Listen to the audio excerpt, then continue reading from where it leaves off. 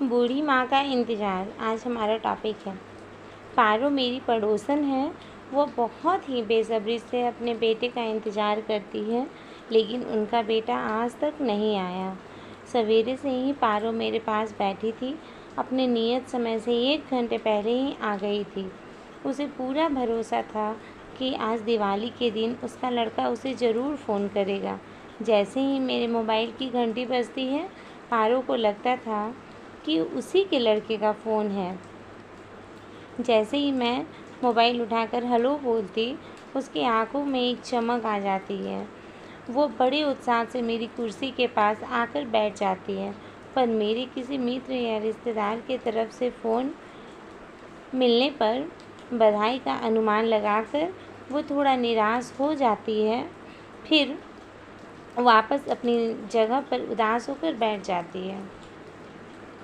और कितनी देर बैठोगी पारो? मैंने उससे पूछा।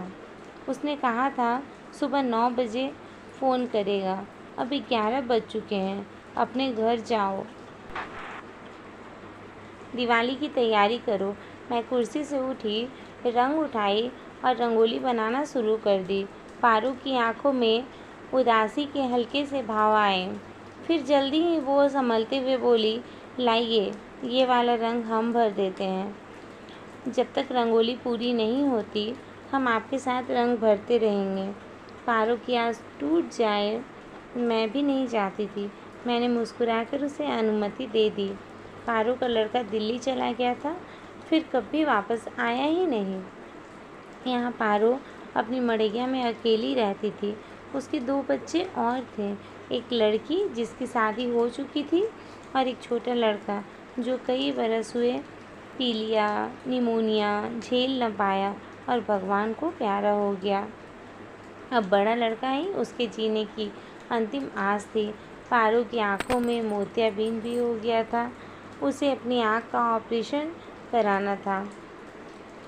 उसे लगता था कि उसका बड़ा बेटा खूब पैसे कमाकर वापस आएगा और उसका इलाज कराएगा।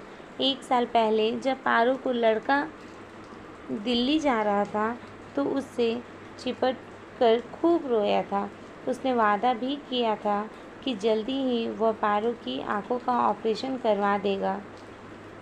पारो के रिश्ते के एक चाचा किसी काम से दिल्ली गए थे। वहाँ उसकी मुलाकात पारो के बेटे से हुई।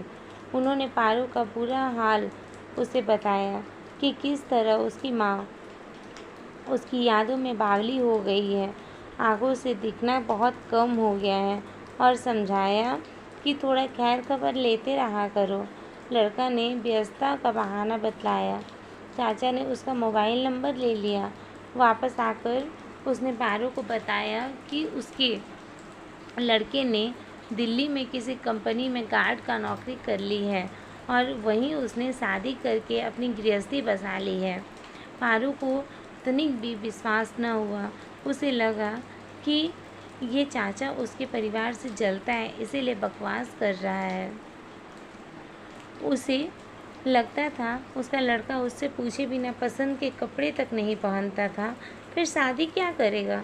उसे क्या पता था कि दिल्ली जैसे बड़े शहर कितने भी सगे संबंधी रिश्ते हो सबको पराया कर देते हैं। चाचा ने पारो के बेटे का जो फ़ोन नंबर ला कर दिया था, पारो ने जब उस पर कल मुझसे फ़ोन मिलवाया तो किसी औरत ने फ़ोन उठाया। कहा, हम उसकी पत्नी बोल रहे हैं, वो तो नहीं है घर पर। पारो को एक धक्का सा लगा। मतलब शादी वाली बात सच थी? फिर उसने कहा, हम उनकी अम्मा बोल रहे हैं, उनसे बात करनी थी। तो उधर से औरत ने कहा, माँ जी प्रणाम। अच्छा ठीक है, कल सुबह 9 बजे बात कराते हैं आपकी। बस आज सुबह 7 बजे से पारो मेरे साथ लगी थी। अब तो 12 भी बज गए थे, रंगोली भी पूरी हो गई थी, पर उसका फ़ोन नहीं आया। भाभी न तो एक बार आप फिर से फ़ोन मिला लीजिए, क्या पता भूल गया हो या हो सकता है दिवाली की तैयारी में लगा हो, पारो ने मुझसे कहा। मैंने उसका मन रखने के लिए फ़ोन मिला लिया। हेलो शुकवान, पारो, तुम्हारी माँ तुमसे बात करना चाहती है। जब मैंने उधर से किसी आदमी की आवाज़ सुनी तो उसे पारो का बेटा समझा।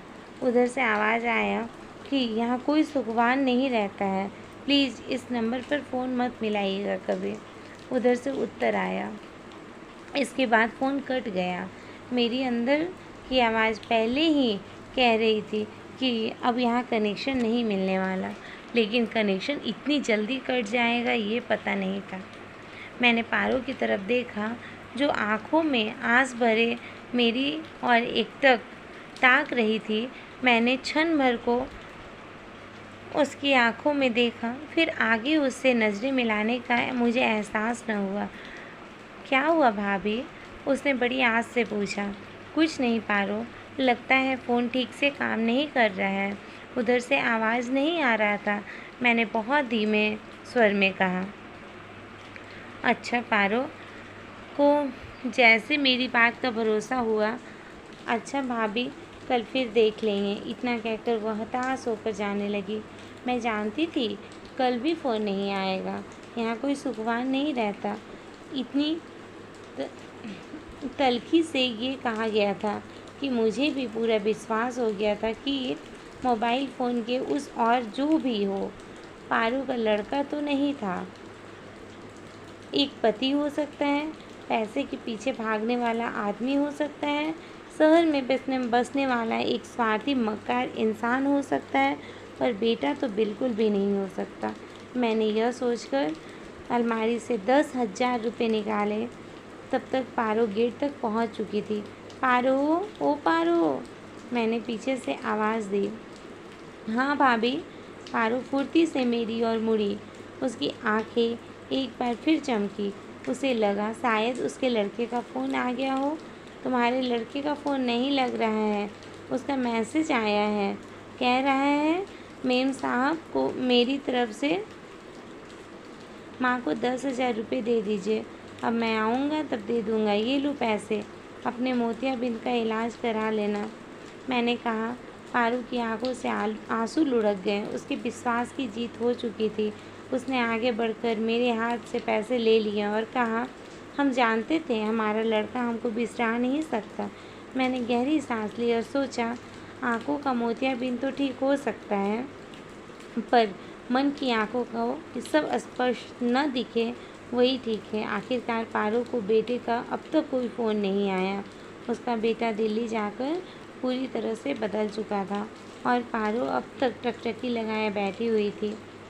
अगर आपको यह स्टोरी पसंद आए हो तो वीडियो को लाइक कीजिए और चैनल को सब्सक्राइब कर दीजिए ताकि मेरी सभी वीडियो आप तक पहुंच सके।